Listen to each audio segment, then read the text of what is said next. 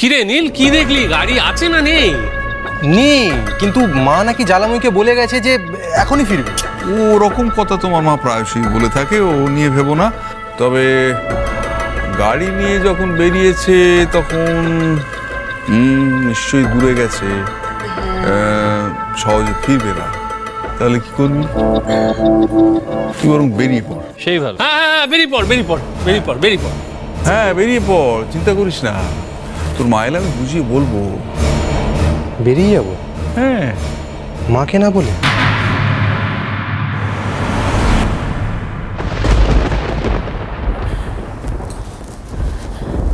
দেখুন, ও ছেলে মানুষ, দুদিন আগেকার ঘটে যাওয়া ঘটনা হয়তো ভুলতে পারছে না, কিন্তু আমরা তো বয়োজ্যেষ্ঠ।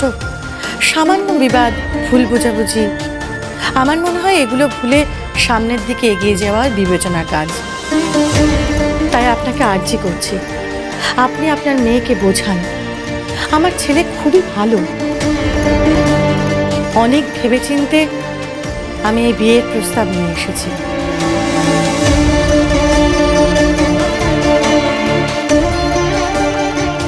দেখুন, আপনি কি ভেবে এই বিয়ের প্রস্তাব নিয়ে এসেছেন তা আমি জানি না,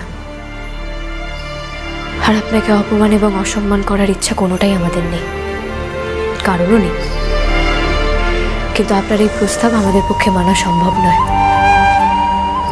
কারণটা কি জানেন?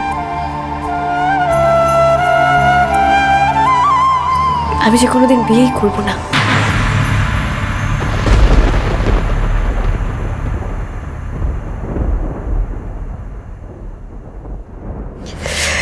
বিয়ে করার মতো এখন সময়ও নেই আমার। আমি চাষি, আর আমি চাষি বলে আমার খুব গর্ব। আমার ক্ষেতটা ছোট হলে কি হবে? এই ক্ষেত নিয়ে আমার অনেক স্বপ্ন, আর এই ক্ষেতে আমি যে চাল ফলাই, সে চাল আর অন্য কোথাও ফলে না। আমি এই চালের নাম দিয়েছি ধান ছড়া। একদিন দেশ বিদেশে আমি আমার এই চাল বিখ্যাত করবই। ওই অতটুকু ক্ষেত চাষ করি আমি আমার সংসার চালাই। এদের সকলের দায়িত্ব আমার।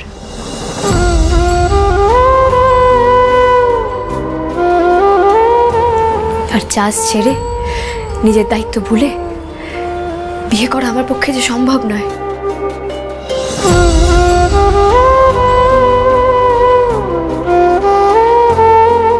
তোমাকে যদি বিয়ের পরেও চাষ করতে দেওয়া হয়,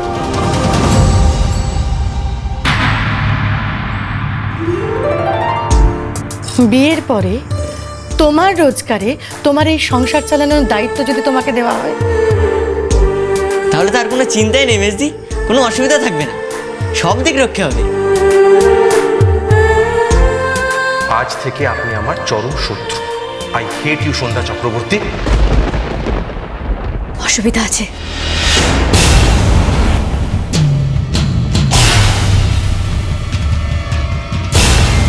কিন্তু মাকে না বলে যে ছাড় তুই বস এখানে, বস।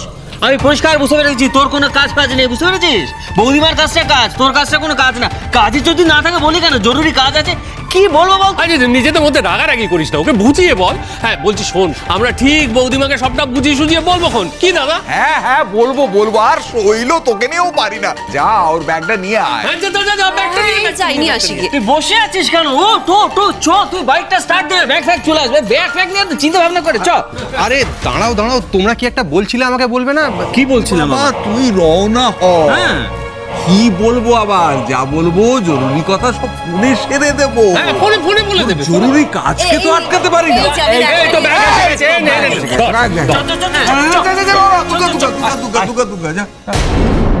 তোমরা কি চাও না যে মায়ের সাথে আমার দেখা হোক?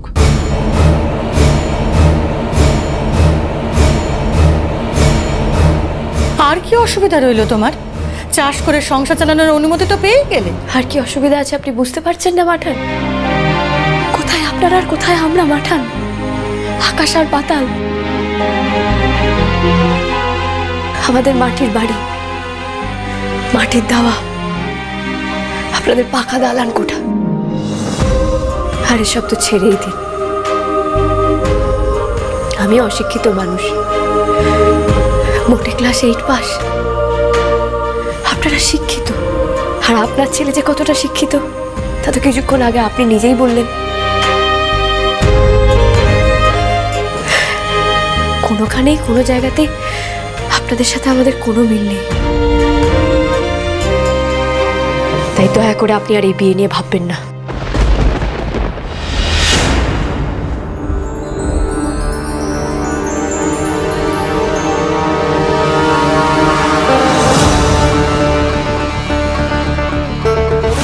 বাবা পঞ্চানন, এই সংকট থেকে আমায় উদ্ধার করো।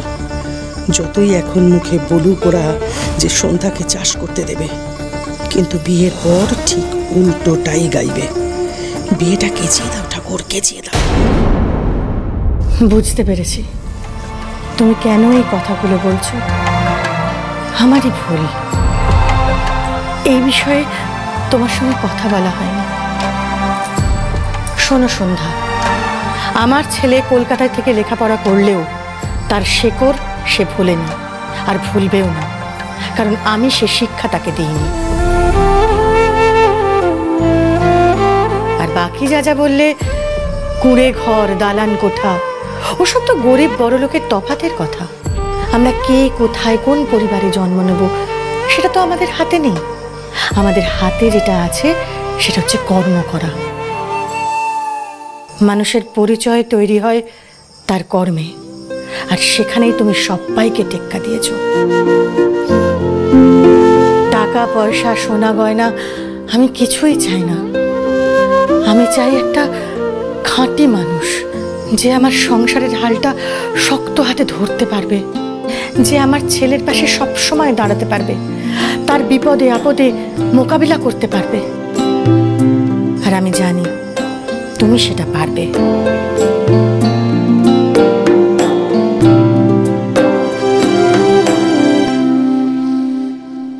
আমায় তুমি আর না বলো না সন্ধ্যা।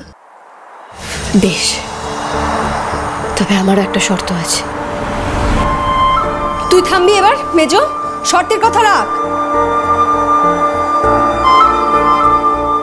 আপনি আমায় পছন্দ করেছেন, কিন্তু আপনার ছেলে সে রাজি এই বিয়েতে? এখানে আসার আগে আপনি কি তাকে জানিয়ে এসেছিলেন? তার মত নিয়ে এসেছিলেন যেরকম ভাবে আমার মত নিলেন? আর যদি সে মত দিয়েও থাকে, তাহলে আমি কি করে বুঝবো যে সে নিজে থেকে এই বিয়েতে রাজি, আপনার চাপে পড়ে নয়? আপনার ছেলে যদি নিজে এসে আমাকে জানিয়ে যান যে তিনি এই বিয়েতে রাজি, তার কোনো আমত নেই, তবেই আমি রাজি। এটাই আমার শর্ত। বেশ, মেনে নিলাম তোমার শর্ত।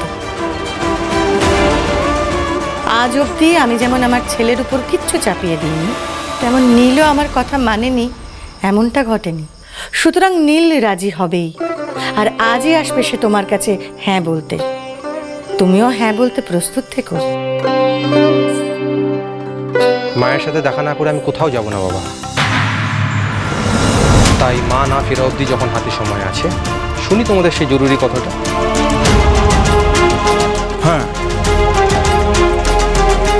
দেখ নীল, তোকে এখান থেকে সরাতে চাইছি তার কারণ তোর মা তোকে নিয়ে এমন একটা সিদ্ধান্ত নিয়েছে যেটা আমরা কখনোই চাই না তুই শুনিস। আরে শুনলে তুই একেবারে শকে চলে যাবি।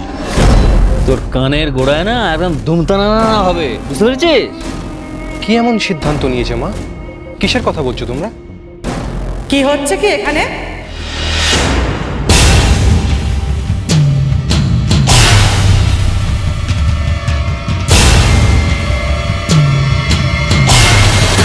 এই সন্ধ্যা, চোখ তুলে দেখ বলছি, উত্তর দে। তুই এরকম একটা উদ্ভট শর্ত দিলি কেন? হ্যাঁ, একটু লজ্জা লজ্জা পেয়ে বিয়েতে রাজি হয়ে গেলে তোর কোন মহাভারত অশুদ্ধ হতে বলতো? বিজয় মাঠান আমার মত জানতে চেয়েছেন, আর আমরা ওনার ছেলের মত জানতে চাইবো না? দাঁড়া, তোকে সাহায্য করার উপায় আমি জানি। তারাকে ফোনটা করি, তারাকে দিয়ে বোকা না খাওয়ালে না তোর হবে না। দাঁড়া। খবরদার, খবরদার, তুই ওকে এসবের মধ্যে জড়াবি না। তার আজকে পরীক্ষা দিদি, এসব আজে বাজে কথা বলে মাথা খাস না তো। দূর, পরীক্ষা তো কখন শেষ হয়ে গেছে, আজ লাস্ট পরীক্ষা ছিল। তারাকে তো আমি জানাবই, তুই তুই নিজেই নিজের শত্রুর হবি আর আমরা বসে বসে হাঁ করে দেখবো। দে বলছি ফোনটা চেক করিস না এরকম। আর বলছি করিস না।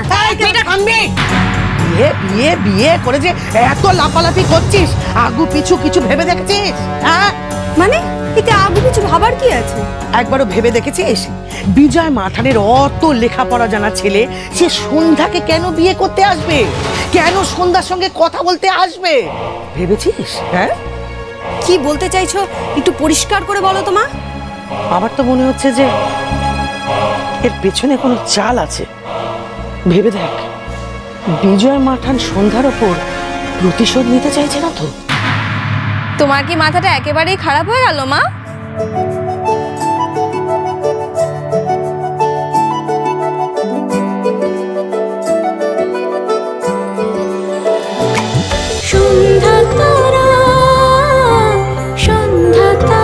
চলো চলো চলো চলো পাল্টাই।